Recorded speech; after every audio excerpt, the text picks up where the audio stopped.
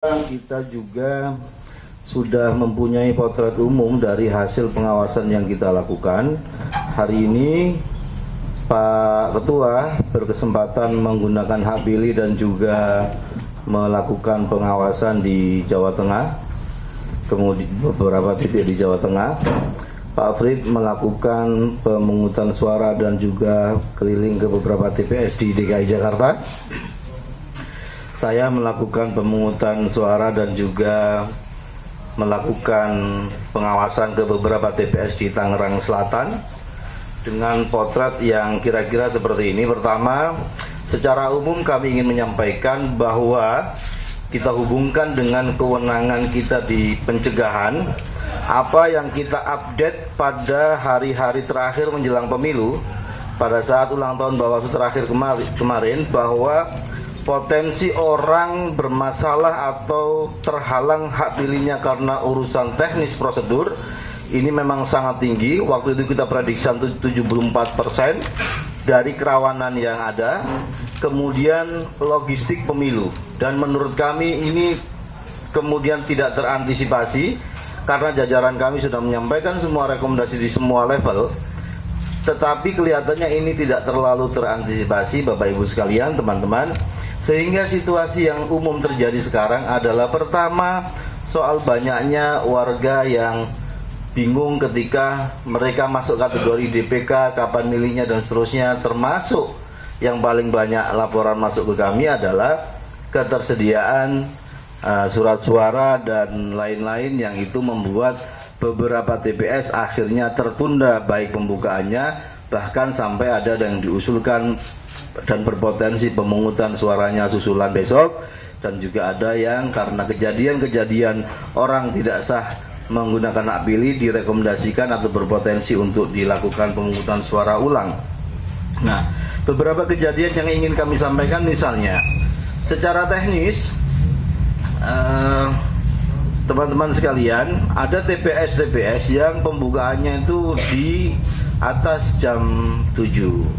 Ini kan aturannya dibuka jam 7, tapi kemudian karena logistik kurang dan lainnya, beberapanya itu ditunda atau tidak dibuka jam 7. Misalnya, ini untuk contoh hasil pengawasan di Jawa Tengah itu ada di Banyumas, TPS 5 Desa Tumiang, Kecamatan Kebasen.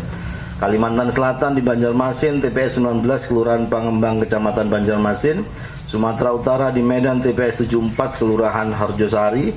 Di Aceh, Sabang, TPS 5 Kuta Timur. Kemudian Kalimantan Timur, Kutai Kartanegara ada TPS 36 di Muara Jawa Ulu, Kecamatan Muara Jawa, TPS 15 dan lain-lain. Banyak kejadian-kejadian seperti ini.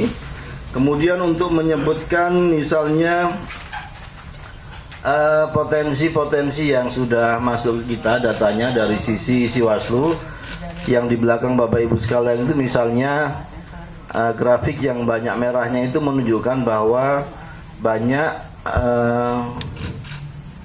warga yang memang belum menerima surat pemberitahuan atau undangan C6, sehingga misalnya tadi saya harus mendampingi orang yang dia belum punya undangan tetapi dia masuk dalam DPT di lokasi TPS yang kami datangi tadi.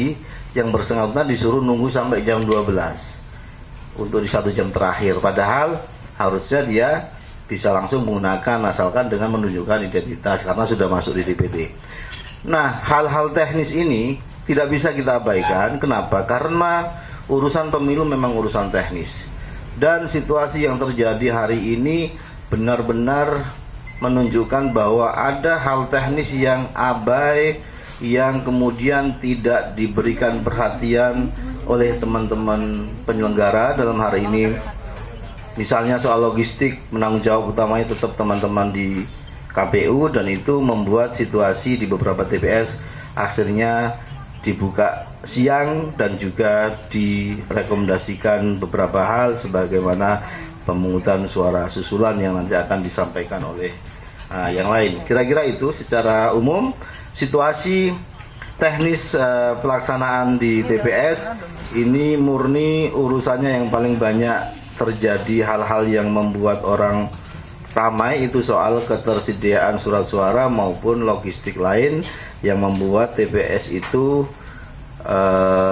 kemudian ditunda pembukaannya, dan muaranya sebenarnya adalah soal validitas daftar pemilih, sehingga semakin banyak orang belum masuk dan itu berpotensi masuk DPK, maka semakin banyak potensi kekurangan surat suara di TPS-TPS tersebut, dan ini kemudian terkonfirmasi di banyak titik. Data lengkapnya nanti sebenarnya bisa kita sampaikan, tetapi sampai hari ini beberapa daerah itu masih berkutat tentang ada yang logistiknya belum sampai dan lain-lain. Itu kira-kira dari sisi situasi umum hasil pengawasan yang bisa kita sampaikan. Terima kasih. Oke, terima kasih Pak Fiudin. Berikutnya dipersilakan Mbak Rizal Sirkat. Terima kasih Pak Ketua, Pak Afif yang saya hormati, kawan-kawan media, terima kasih sudah bersama kita. Sebagaimana tadi sudah disampaikan oleh Pak Afif, kalau kita lihat permasalahan ataupun yang menjadi fokus pengawasan kita ada dua. Satu adalah mengenai logistiknya, yang kedua adalah mengenai penggunaan hak pilihnya. Terkait dengan untuk logistik sudah disampaikan oleh Pak Afif, ada beberapa logistik yang tertunda sehingga menyebabkan harus ada pemungutan suara ulang ataupun adanya pemungutan suara susulan. Dapat kami laporkan bahwa yang berpotensi untuk dilakukan pemungutan suara ulang itu ada 38 TPS.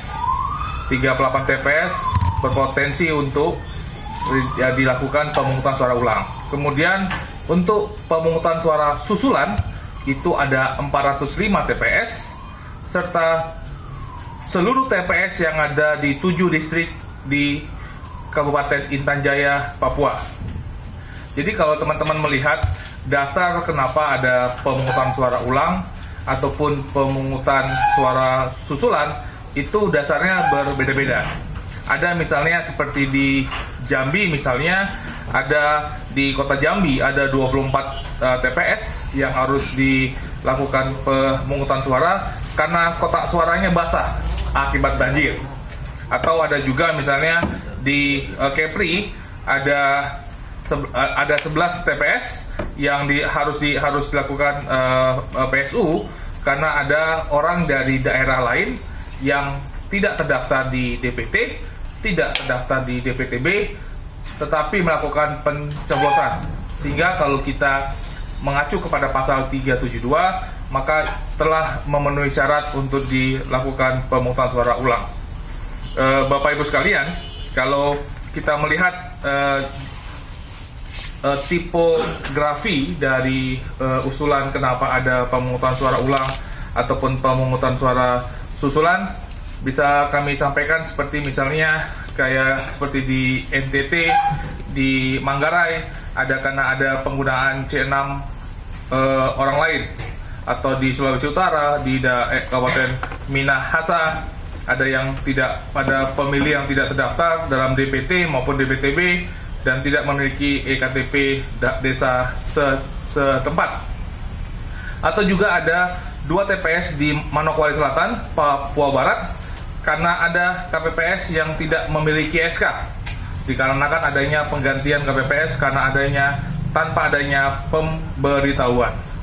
Atau juga ada di daerah Bengkulu, ada TPS di mana ada 7 orang pemilih yang di bawah umur dan juga tidak memiliki KTP, tidak terdaftar di DPT dan di DPTB, tapi juga tetap dapat mencoblos. Ada di Sumatera Utara ada 35 TPS di Kota Medan yang harus dilakukan pemungutan suara lanjutan karena sekali lagi ada kesalahan KPPS dan terkait dengan adanya pemilih yang tidak terdaftar di DPT, DPTB dan pemegang KTP yang bukan wilayah Medan. Teman-teman sekalian, jadi ada beberapa dasar kenapa di sebuah tempat dilakukan pemungutan suara ulang ataupun pemungutan suara lanjutan. Pertama, karena ada logistik yang terlambat. sampai, atau ada juga karena ada logistiknya ada yang kurang, atau karena ada dari si pemilihnya, yaitu pemilih yang tidak terdaftar di DPT, tidak didaftar di DPTB, bahkan juga yang tidak memiliki KTP setempat untuk dapat mempergunakan A5. Demikian Pak Ketua, terima kasih. Terima kasih Pak Fris. Selamat datang Pak Rahmat Baja. Beliau dari pengawasan di Jawa Barat, ini baru nyampe di sini. Nanti mungkin bisa disampaikan tambahannya. Perlu kami tambahkan, pertama bahwa data ini tentu nanti dinamis ya. Ini per jam ini ya. Karena kami masih menginput data dari kawan-kawan di daerah ya. Kemudian kalau kita melihat presentasi antara potensi PSU dan potensi susulan, ternyata lebih tinggi jumlahnya pada potensi untuk pemungutan susulan. Ini artinya menandakan bahwa persoalan logistik menjadi catatan utama, ketersediaannya, jadi ketidaktersediaannya ataupun terlambat dan sebagainya.